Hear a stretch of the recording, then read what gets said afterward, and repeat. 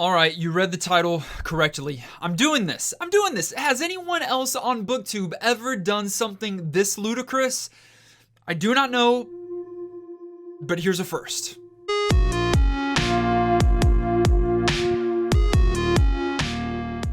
It is a book, right? I mean, it is a massive book of many smaller books and letters, 66 books of the Bible, 39 in the Old Testament, 27 in the New. I'm not a theologian. I'm going to say things in this video that are off or that are wrong, and so don't take this as Bible.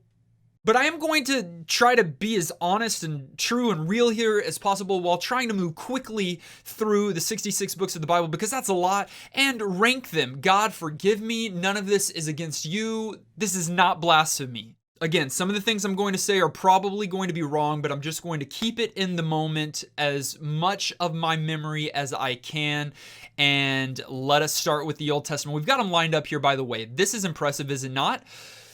Genesis, Exodus, Leviticus, Numbers, Deuteronomy, Joshua, Judges, Ruth, Samuel, Kings, Chronicles, Ezra, Nehemiah, Esther, Job, Psalms, Proverbs, Ecclesiastes, Song of Solomon, Isaiah, Jeremiah, Lamentations, Ezekiel, Daniel, Hosea, Joel, Amos, Obadiah, Jonah, Micah, Nehemiah, Habakkuk, Zephaniah, Haggai, Zechariah, Malachi, Matthew, Mark, Luke, John, Acts, Romans, 1st, 2nd Corinthians, Galatians, Ephesians, Philippians, Colossians, 1 Timothy, 2 Timothy, Titus, Philemon, Hebrews, James, 1st Peter, 1st John, 3rd John, Revelation. That was terrible. Might have even missed some in there, but hopefully I edited that out. Either way, 66 books of the Bible. Let's go. Genesis. It started all, right? In the beginning, God created, and we got Adam and Eve naked in the garden. Then they sinned, original sin. We're only 3 chapters in, right? And then we've got some other, Genesis is a lot longer than you think it is. A lot of people think they're going to start reading the Bible this year, right? January. Let's start in Genesis. No, it's long, but it is narrative. So it's not the best of the best, definitely not the worst of the worst. Genesis, it gives us a strong start. We're going to put it solidly in the A category, in the A territory, in the A tier. Exodus, all right, we've got the 10 Commandments, and we've got the moving of the Israelites throughout the wilderness, right? Moses is up in here. He's a key character. I think we start solidly A territory. A lot of terrible things happen as well, and then we quickly drop. We got Leviticus. It's the law, right? One of my favorite verses in all the Bible is here, right? Leviticus 20:15, I believe. Look it up. It's funny because in Exodus 20:15, I believe that is some of the 10 Commandments. Leviticus 20:15 is a different commandment altogether, but man, does this get dry. Leviticus is honestly not the worst of the worst, but it does begin a few really rough chapters of some outdated principles, laws, expectations that are not on people today. Numbers is even worse than Leviticus, if that's possible. Numbers we're dealing with right after Leviticus, and it's just numbers. It's legitimately counting of people at the beginning of the book and then a recount at the end, because by the time that he gets done counting, a lot of people have died, so he's got to start over. Deuteronomy, let's see. Some of these books I'm going to have a hard time remembering. Deuteronomy, are we back into narrative here, or is that just a recounting? Deuteronomy, a retelling of the law. That's what it is, a retelling of the law. So it's a lot like Leviticus. It's not as bad as Numbers, but why do it again, Deuteronomy? I think that's what we're rolling with there in Deuteronomy. Joshua, back into the narrative portion, which for me is something that I enjoy. Joshua, 12 tribes up in here. We're gonna put Joshua solidly in the B, just because I don't remember too terribly much about Joshua, but right there in the middle is where you deserve to be. Judges. I like Judges. We're going to go in the A territory. I'm actually putting you, Judges, above those two. Judges is our strongest participant so far, because we've got Judges that tells of the rulers of Israel and the people during this time, and some of them were pretty BA. They were amazing. They did some pretty rough, hard things, and I like it. You start to get a lot of bloodshed there too, so that's always fun. Ruth, a little one-off story, right? Ruth saves the nation. Does she? Ruth's the homegirl that goes and lays down at the bed, right? Oh yeah, she's traveling with like Naomi Campbell.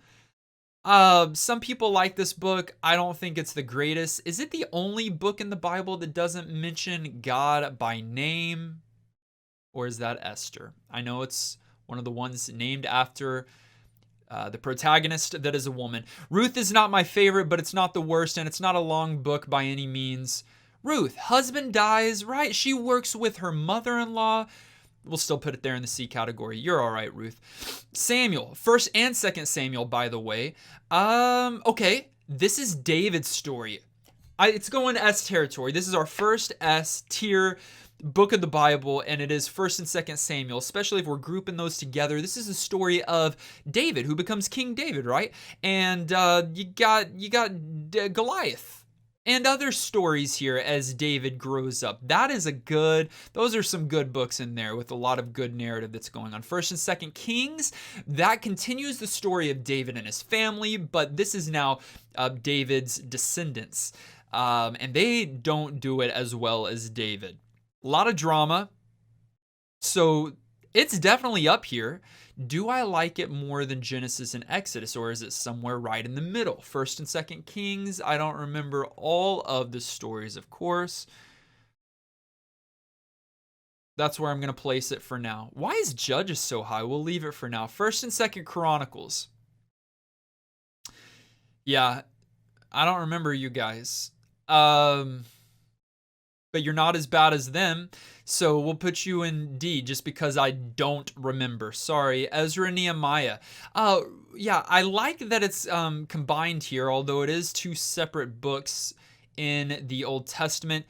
It's the rebuilding. There we go. Rebuilding of the city and of the temple and of the walls. I'll tell you one thing. So far, it's my favorite. Nehemiah in particular. Ezra's okay. I love the story of Nehemiah. Building the wall with one hand on a sword and one hand on a trowel. Really cool imagery. Nehemiah is a leader. You get a lot of cool leadership principles there from Nehemiah, and that's a thing. Esther. That's who I was getting confused with. Ruth. It's inappropriate, and I apologize. Ruth is mother-in-law type story. Esther is going to the king and saving her people. I like Esther more than I like Ruth. Where does Esther fall? Are we in A territory or are we in B territory? Esther, saving her people, saving people that are not even hers? We're going to leave her there in the B tier right after Joshua. Job. Here's the thing. A lot of people know Job, right? Suffering servant. That's Jeremiah. But Job is kind of a suffering servant as well, right? Job has a rough life. But Job is a lot longer than what a lot of you remember it to be. You kind of get the story within the first few chapters, and then it drags on for chapter after chapter after chapter, and it gets fairly dry.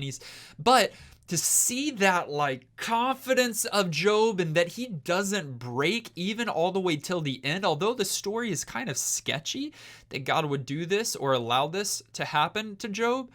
But still, good. Where are we though? Job. I like it more than Ruth. I like it more than Esther. And less than Joshua. Job's going to fall right there in the B tier. We're going to go to the Psalms. Here we go. This is easy because Psalms, you've got some of the most beautiful, poetic words that you're going to find here in all of Scripture and maybe in all of history. Psalms is a really good S tier, not as good as Ezra and Nehemiah in my book, which is not the Bible. Proverbs. A lot of stand-alone sentences. You don't get a narrative here. There's not much of a story going on. Proverbs can definitely be taken out of context. They're a lot like fortune cookies, but I think more substantial. But they're good, man. Psalms and Proverbs you just got to have up there in the S tier because they are good. It's not like you're getting the most robust, deep theology or even narrative of what's going on. But with Psalms and Proverbs, it's just rich and there's a lot of goodness there. I got to keep it moving. Ecclesiastes straight to the top. Is it my favorite? No, I like Nehemiah more. But I'll tell you what, Ecclesiastes, if you want to ever act like the Bible is just a book of like flowers and birds singing, it's not. You've got some rough, real things, not only in the Bible, but it's a depiction of life, right? And Ecclesiastes, the guy's saying, whether it's Solomon who wrote it or not, is saying, man, life sucks. And yet we got to keep on living day by day by day. And he talks about the brevity of life, talking about how it's just like a vapor in the wind, something along those lines. Ecclesiastes is great because it's raw and it's real, and I love it. Song of Solomon, Song of Songs. I'm not going to leave it there because you're a pervert. But Song of Songs is spicy. It's about a new marriage between a husband and his bride, and it is sexual in nature. And people that want to make it an allegory to God and his people are gross. This is all about sex, which means it's going to be in the S territory just because it's sex, S, sex. I've said sex too many times. This video is going to be banned. It's great. To be honest, I don't like it as much as Psalms and Proverbs, but it's great. Rated R. Is there an R? There's not an R. And then we've got Isaiah. So now we're into the prophets. We're into those major prophets. Isaiah, Jeremiah, Lament. I don't know who all's in the majors, but Isaiah, wise, wisdom, visions. Yeah. Isaiah's seeing up into heaven and stuff like that. Isaiah's good. Isaiah's better.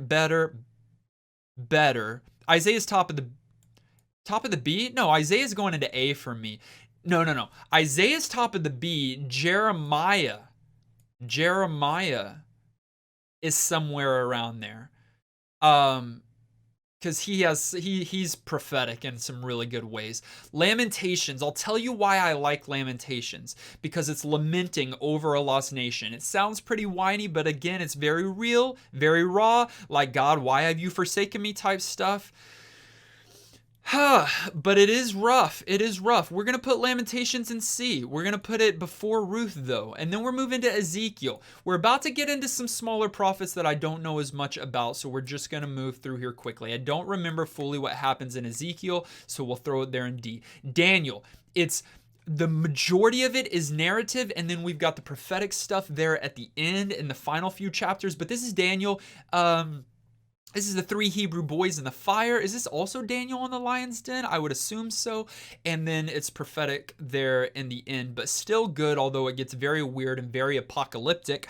Still, I like Daniel. I like Daniel more than Job.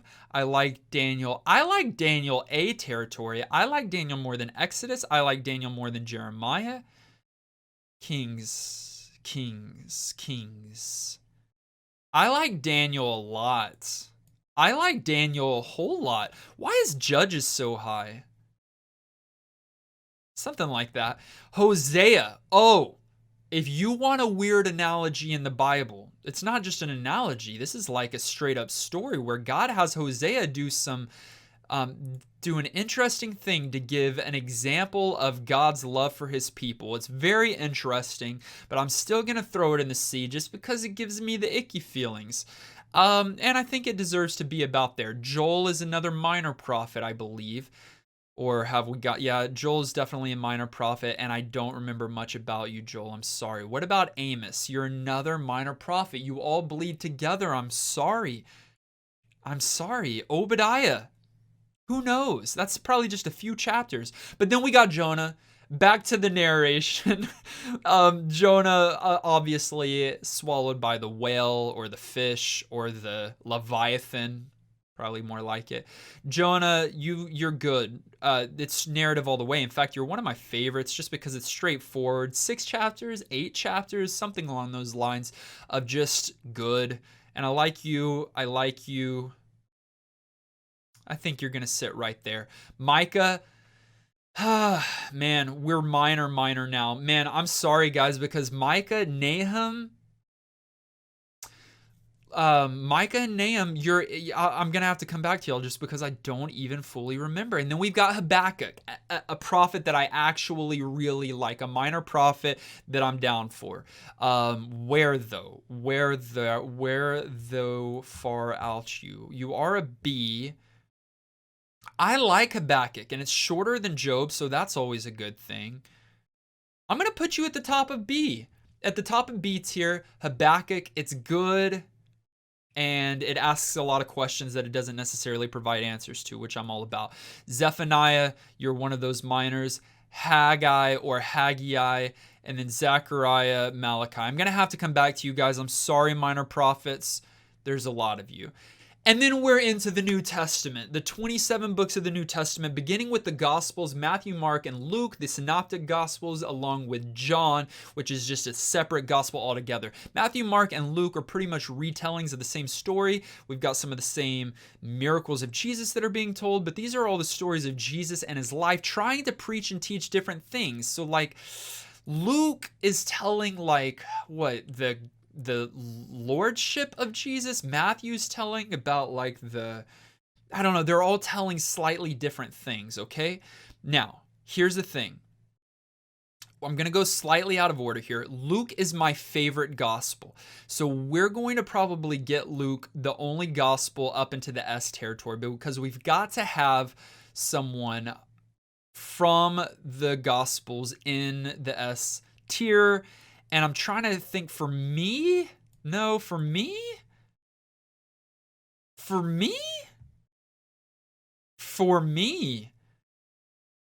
I like Luke. If I'm getting it right. Does Luke begin with "in the beginning is the Word, and the Word was God, and the Word was with God"? Or is that John? That's definitely John. I like Luke. Dr. Luke trying to tell a full account. You're still good, Luke, but you're going to go in the A territory. Probably somewhere like that-ish. And I'm going back to John, who does it all on his own. I prefer you somewhere around here, John. John is "in the beginning was the Word, and the Word was with God, and the Word was with God," and all of those things. And beautiful. And it's the gospel that's separate from the others, so we're going to put you in the S tier. Matthew, Mark. Mark is the shortest one, aren't you? Oh, man. I don't fully know. You start off the New Testament, and you start off strong, so you're going to be in the A territory. We'll have you after Jonah and before Jeremiah. Mark, I'm just going to put you lowest just for now. It's not against you. It's just I got 3 others of you to try to compete with, you know? So I'll still keep you in the B tier. Probably there. That's where you're going to be. Acts was also written by Luke. And Acts is an incredible story of the apostles after the events of Jesus. Like, it starts with him, Jesus ascending into heaven, right? And then Acts is what these guys are doing afterwards with the start of the church as well. I thoroughly enjoy the book of Acts. Is it S tier for me? Yes, it's right there. Yeah, above Daniel. No, it's above Song of Songs. Who are you, you dirty? Something like that. Here's the thing, Psalms and it's hard. We're talking about different genres here. How are we supposed to compare genres, right? Like, Psalms, Proverbs, beautiful for what they're trying to do, but doesn't give you the narration and the progression of characters and story that Acts does. I'm looking at this from a literary perspective. Acts hits it there for me. Something like that. Romans, great. Oh my goodness, rich with theology, but kind of heady, very heady. Up here, Paul is writing a lot of theology here. It's good, it's deep, a lot of Calvinism up in here. Romans 9 and 8, check those out. Man, there's so much rich stuff here. We're about to flood the market, guys. I like it better than all of you guys, and I definitely like it better than Exodus. Why is Exodus in the A territory? Sorry, I keep saying territory a lot also. Romans is going to go to... I like Romans. Why is Judges deserves to be up there. Probably Romans is something like that. Probably something like that, honestly. Yeah. It's not my favorite of Paul's letters, but I do like it a lot. So this says First Corinthians, but I believe it's going to be First and Second Corinthians, the letters to the churches in Corinth, and I love it. One of my favorite letters, not my favorite, but one of my favorite letters from Paul, deals with a lot of different issues. One of the issues that's happening in the church is a guy's like hooking up with his mother-in-law, I think, or no, his stepmom, his mother-in-law. Either way, it's nasty, and Paul's like, stop doing that. That alone gets this letter up there. Top of the A tier, because I do like it more than Romans. Top of the A tier, that's where you go. Galatians, it's good, but I don't remember all that's happening in Galatians. It's just more teachings from Paul. It's really good. I like it more. It's probably gonna fall here in the A tier still. I don't know why Jeremiah's up here in the A tier now that I'm going through all these things. Galatians is falling right after Matthew. I'll have to come back and look at Jeremiah in just a bit. Ephesians, one of my favorite letters, not favorite letters from Paul, but one of my favorite letters, probably going to surpass Corinthians. Philippians, my boy Philippians. Paul, it's his magnum opus. I love the book of Philippians. It's so like, go fight, win, you can do it. There's a lot of key verses here that end up on like soccer jerseys and mugs of coffee. Philippians is going to be my Paul letter in the S tier. Where though? Philippians is probably going to be way up there. Probably there. No. Probably there. Goodness gracious. Colossians, another letter to the church in Colossae. But I don't remember too much of what you're teaching here, Paul. So we're gonna put you top of the B for now because I know you're good. I know your quality. Jeremiah, you don't deserve to be all the way up there. That feels more right.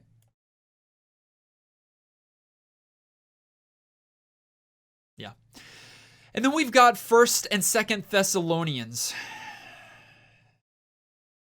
More church issues, more theology, something along those lines. Colossians just went up there. You're going to go there. That feels right. 1 Timothy, 2 Timothy. Paul's writing to a young minister named Timothy. I like this. Some instructions on how to stand firm and how to know what you believe in. I like this. Top of the B. You're going top of the B. Titus. I don't remember. Titus. I don't remember, guys. We're going to have to go there. Philemon or Philemon, right? Paul is writing to free a slave named Philemon. It's really short, but it's also really good. Not too much going on here, though. So we're going to keep you in the B territory. We'll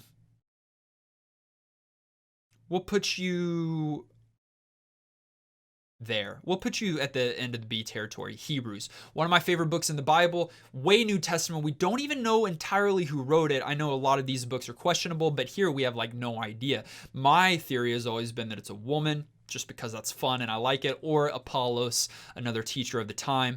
Very rich language to talk about how epic Jesus is. So it's way up there for me. There's kind of a lot of fluff there, though. Is it A? It's probably an A. I just accidentally dropped it here, but I think that it fits there for me.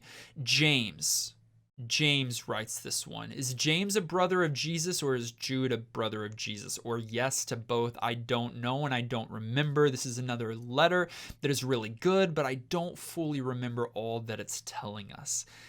We're going to put it, we're going to put it right. Come on. Right there. That's where I want it. 1st and 2nd Peter. It just says 2nd Peter, but it is 1st and 2nd Peter. Another one. I'm going to put you after James because you fall in kind of the same territory of like, I don't fully know and I apologize. And then 1st and 2nd and 3rd John, 3 quick but really sweet letters that are going to be in the A territory, but at the end there, near the end of the Bible. Jude, I think you're a brother of Jesus, so I love you and I appreciate you, but I think you're going to fall into C at the top of the C because I just don't know. And then Revelation is crazy and it's epic. And it's weird. And I don't get it. And anyone that says they do get it, don't believe them because they're not telling you the truth.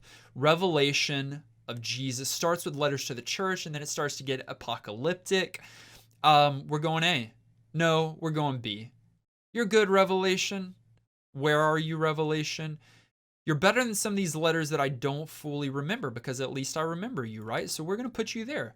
Wow. What a trip. Let's go through these one last time and just make sure that they're where they need to be. There it is. I'll give you a little bit of a scroll so that you can see and my camera's not blocking anything. Then we'll bring it back down for this epic conclusion. Thank you for watching this weird video that I'm not entirely sure has been done on BookTube before. It was fun, and I'm probably going to die in my sleep now, but thank you for watching this weird video. Thank you for clicking like, and if you haven't yet, click the subscribe button, join the Dragon Army, and leave a comment down below and let me know what your favorite book of the Bible is. And did I mess up anything too terribly here? And how bad is my theology? We'll see you in the next video.